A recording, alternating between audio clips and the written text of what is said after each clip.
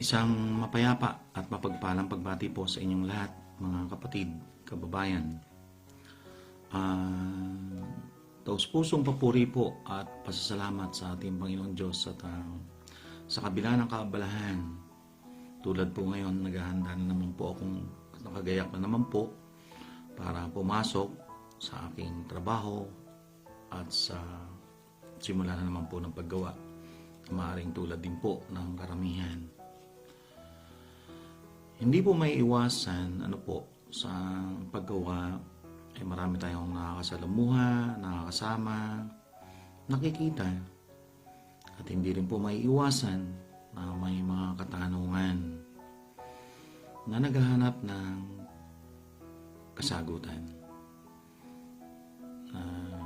Dahil na rin po sa ating mga nakakausap, ay kapag napag-iisa po tayo, nagdinilay, ay ng pag-iisip-isip natin kung ano ba talaga ang mga nagaganap. Tulad po nito, bakit po ba kinakailangan natin gumamit ng mga ganitong magtakip ng ilong, bibig sa panahong ito? Bakit po? Bakit po ipinahintulot ng Diyos sa mga panahon nating ito o sa panahon nating ito na maganap ito sa atin? Hindi lang po sa isang bansa, kundi sa buong mundo. Bakit po?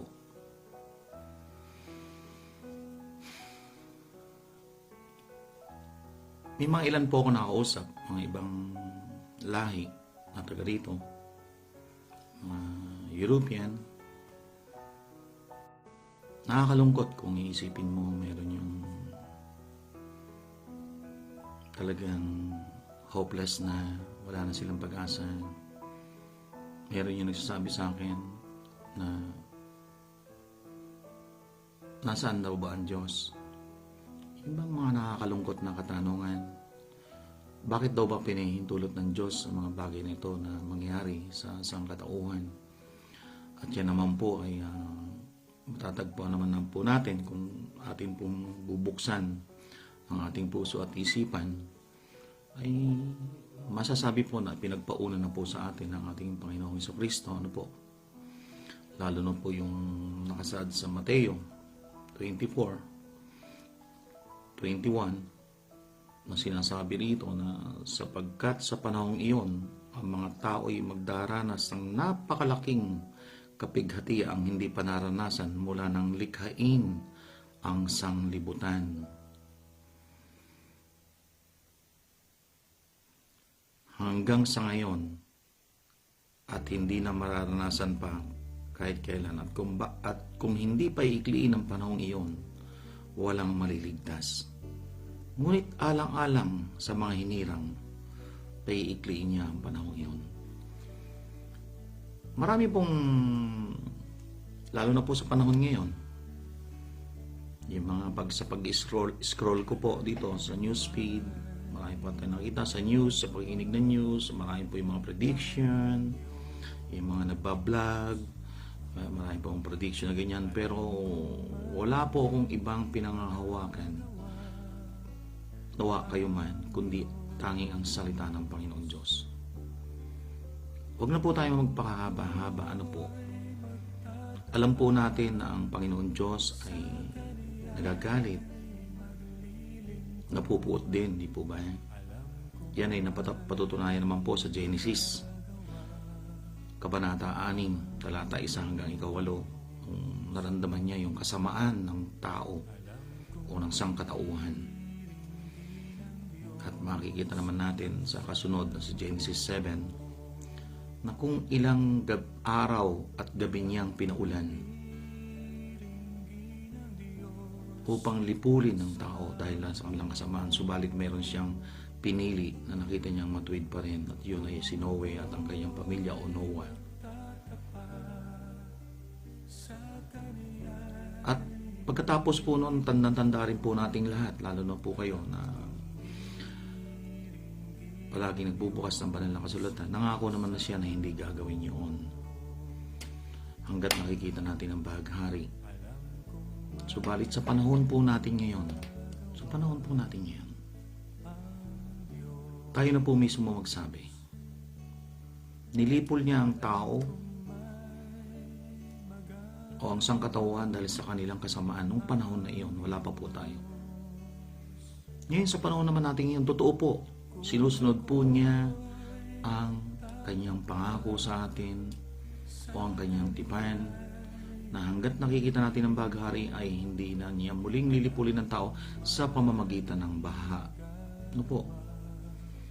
Subalit kung titignan naman po ninyo at babasahin at tutunghayan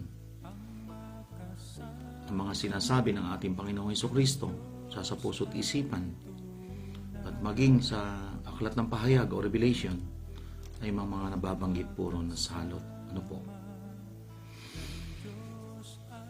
Sa mga nagaganap sa kasalukuyan mga kapatid, isa lamang po ang masasabi ko. Alam ng Diyos ang kanyang ginagawa. Alam niya. At kumbaga sa panahon ng pagtatanim, mayroon din pong panahon ng pag-ani o tag-ani. Kung may panahon ng simula, mayroon din pong katapusan. Nakakalungkot mga kapatid, pero ito po ang katotohanan. Noong unang panahon, nung nagpadala siya ng salot, ibang klaseng salot, ano po, na matatagpuan nyo sa Isaias, sa aklat ni Propeta Isaias, Kabanata 26 hanggang 20, pinagbilinan niya na po ang mga tao. Ang sabi niya, pumasok kayo sa inyong bahay, bayan kong hinirang, at ang mga pinto ay inyong ipinid, hanggang sa lumipas ang galit ni Yahweh. Noon pa man,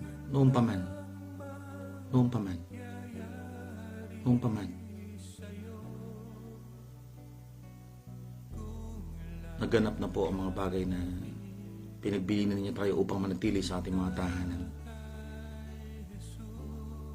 Maaring nung panahon na yun, masasabi din natin na kagaya ngayon, maraming matitigas ang ulo na sa halip na ganyan-ganyan, nakangatwiran pa tayo. Alam nyo naman tayo, especially tayo mga Pinoy.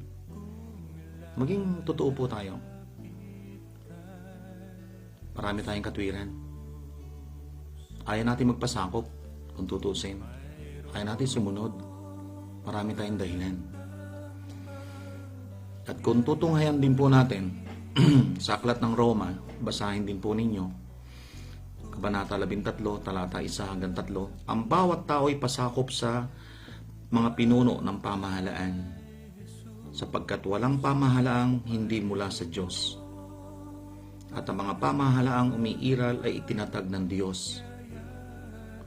Kaya nga, ang lumalaban sa pamahalaan sa mga itinakda ng Diyos ay lalapatan ng parusa sinumang lumalaban.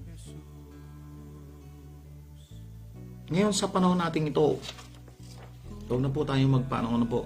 Marami po nagsasabi nung bata si Brother Joseph. Tanda ko pa. Masasabi kong halos papaalis pa lang ako sa aking kamusmusan kapag nagbabakasyon po ako sa Nueva Ecija. Yung lola ko po, kapag nakikitang dumidilim na, sabi niya, tagkunin na yung mga sinampay, delikado, maghuhukom na. Narinig ko na yung salitang yan. Pero ganoon pa man, tinatanong ko siya bilang bata, Inang, anong hukom? Yung mga ganun tanong. Ano po yung hukom? Then, hanggang sa paglipas ng panahon, nalalaman natin na unti-unti kung ano ang ibig sabihin noon. Maring may mga nagsasabi sa atin yun, hindi pa. Hindi pa naghuhukom. Pero samot dalangin natin sa Panginoong Diyos mga kapatid. Nabigyan niya tayo ng pandinig, upang maunawaan natin ang bawat nakikita natin at naririnig. Nangungusap na po sa atin ang ating Panginoon Diyos. Nangungusap na po siya sa atin. Kumakatok na po siya sa pintuan ng bawat isa, sa buhay ng bawat isa, sa ating puso. Kagaya po na nakasadyan.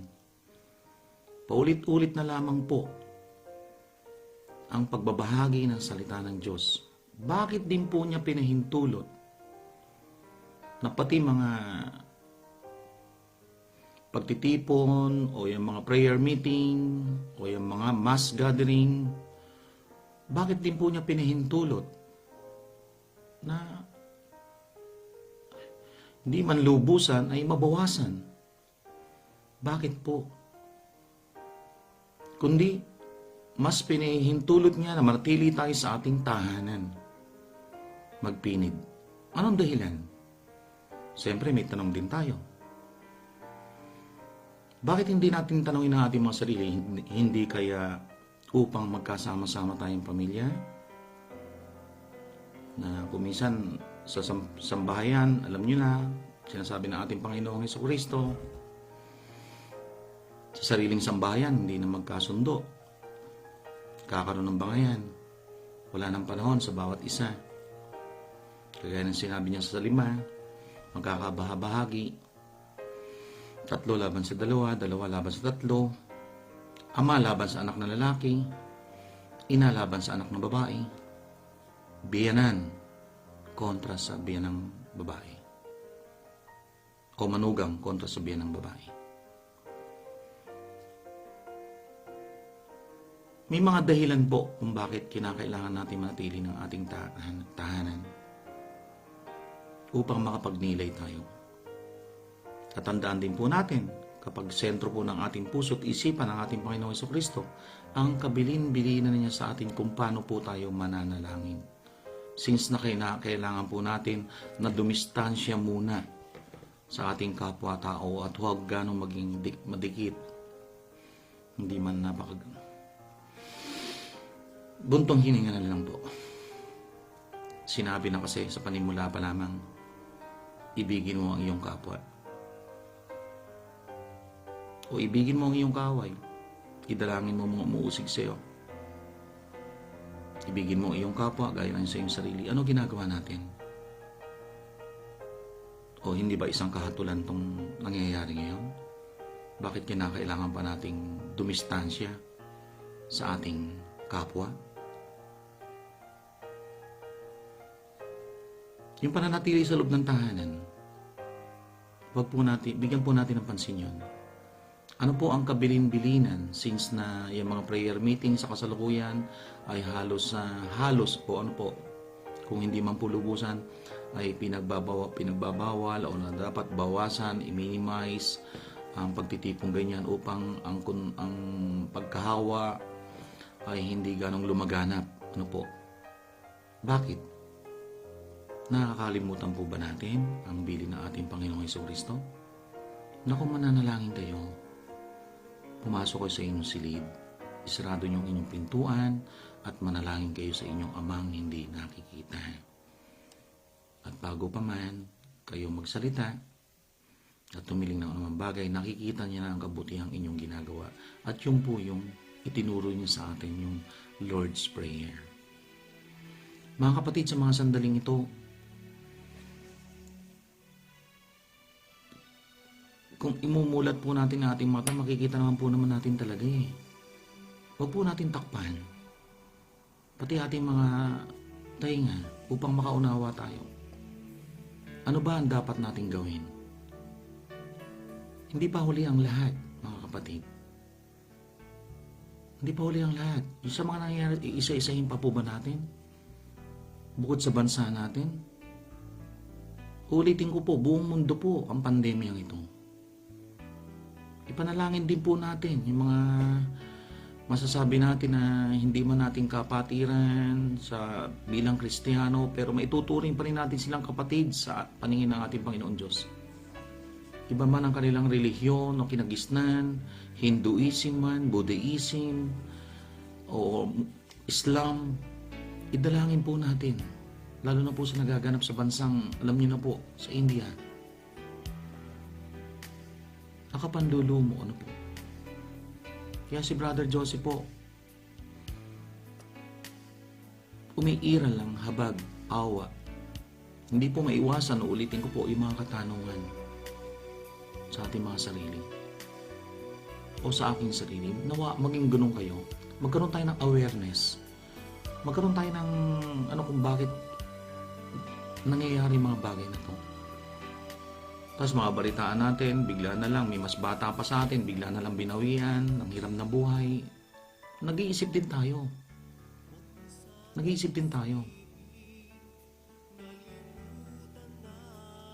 Kaya mga kapatid, nawa sa mga nalalabing sandali sa atin, sa buhay natin ito,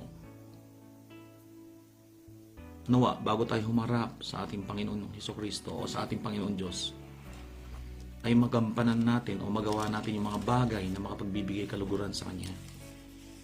Ito po ay panawagan sa ating lahat.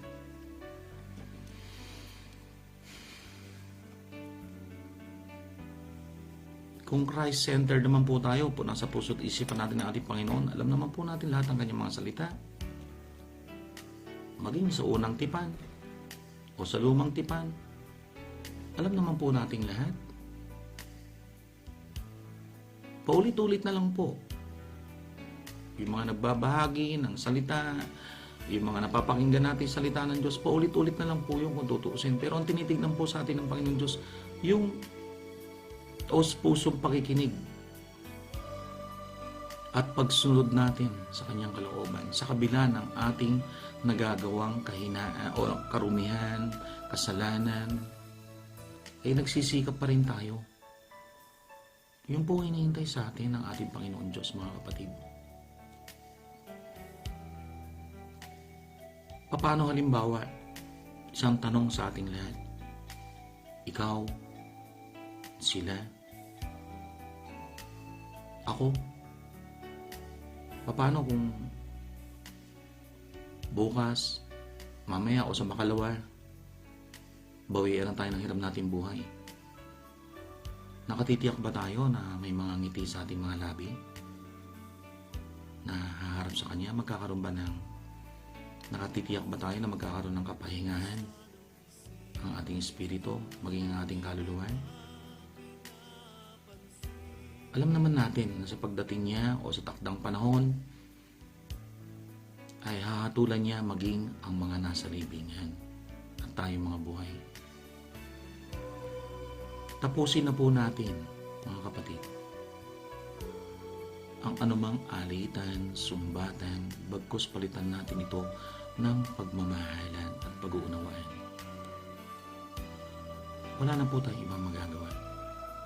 Ipakita po natin sa poong may kapal kung paano po ang ginagawa nating taos-pusong paglapit sa Kanya upang ang habag niya sa kabila ng puot dahil sa kasama ng tao ay palitan niya itong muli ng habag at awa at ibalik niya tayo sa dapat nating kalagyan at magkaroon tayo ng kapayapaan maging dito sa sanlibutan. Kaya mga kapatid, hindi na po ako pakahaba-haba. Tandaan lang po natin ang sinasabi ng ating Panginoong Hesukristo sa bandang huli sa aklat po ng pahayag. Ano po? Sa huling bahagi na po ito ng banal na kasulatan. Makinig kayo, wika ni Jesus. Darating na ako. Dala ko ang mga gantimpalang ibibigay sa bawat isa ayon sa kanyang ginawa. Darating na ako, ibibigay ko ang gantimpala sa bawat isa ayon sa kanyang ginawa. Ako ang Alpha at ang Omega, ang una at ang huli, ang simula at ang wakas. Mapalad ang naglilinis ng kanilang kasuotan sapagkat bibigyan sila ng karapatang pumasok sa lungsod at kumain ng bunga ng punong kahoy na nagbibigay buhay. Yung naglilinis po ng ating kasuotan. Ang ibig sabihin nun, yung nagsisikap po tayong makasunod, kagaya po ng bukang bibig natin palagi, obedience is better than sacrifice.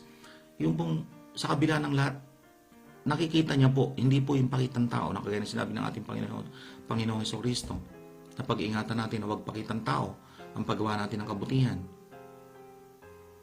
Kundi wala tayong matatamong gantimpala sa ating amang nasa langit. At ipinapangako niya sa atin na yung punong kahoy na nagbibigay ng buhay upang makakain tayo nun. Subalit may iwan sa labas ng lungsod ang mga buhong, ang mga mangkukulam, ang mga mapakiapid, mga mamamatay tao, mga sumasamba sa Diyos-Diyosan at mga sinungaling sa salita at sa gawa.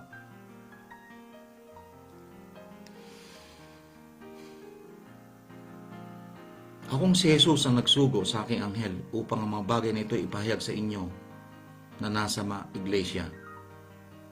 Ako'y mula sa angkan ng David. Ako ang maningning na tala sa umaga. Mga kapatid,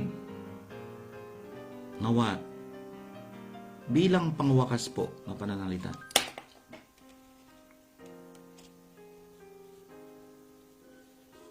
sama-sama po tayong magkaisa, magbalik loob, manalangin, magpanalanginan. Nanawa na humupa na ang puot ng ating Panginoon Diyos sa pamamagitan po ng ating gagawing pagbabalik loob ng taos-puso sa Kanya at pagsunod sa Kanyang kalooban. Huwag pong sasabihin ni naman na hindi nagpaparusa ang ating Panginoon Diyos. Ano po? Nakasulat po yan sa banal na kasulatan, ano po? Pero bigyan po natin ng pansin. Una, sa ating mga sarili. Pangalawa, sa ating sambayan. Sa ating sambayanan. Ipakita na po natin bago mahuli ang lahat. Tandaan po natin, huwag na po natin hintayin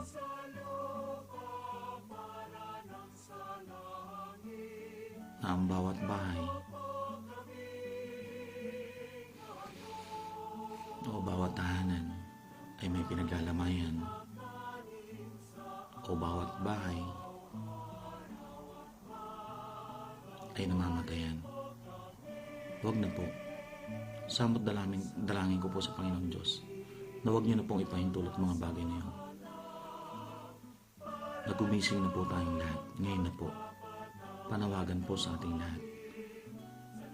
Ang taos-pusong pagsisisi at pagtalikod sa ating mga kasalanan at ang pagtanggap sa ating Panginoon, Jesucristo, na siyang kinakailangan natin, na siyang tanging daan, buhay at katotohanan.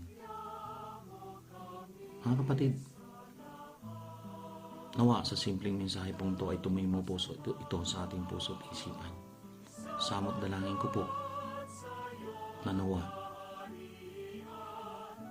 manatili po ang pag-ibig sa atin ng Panginoon Diyos at ang habag niya sa atin at nawa manatiling namang isang mensahe ito para sa ating lahat upang magising tayo ng lubusan. Sumayin niyo pong lahat ang habag at pag-ibig ng ating Panginoon Diyos sa ngalan ng ating Panginoong Jesucristo kasama ng Espiritu Santo. Amen.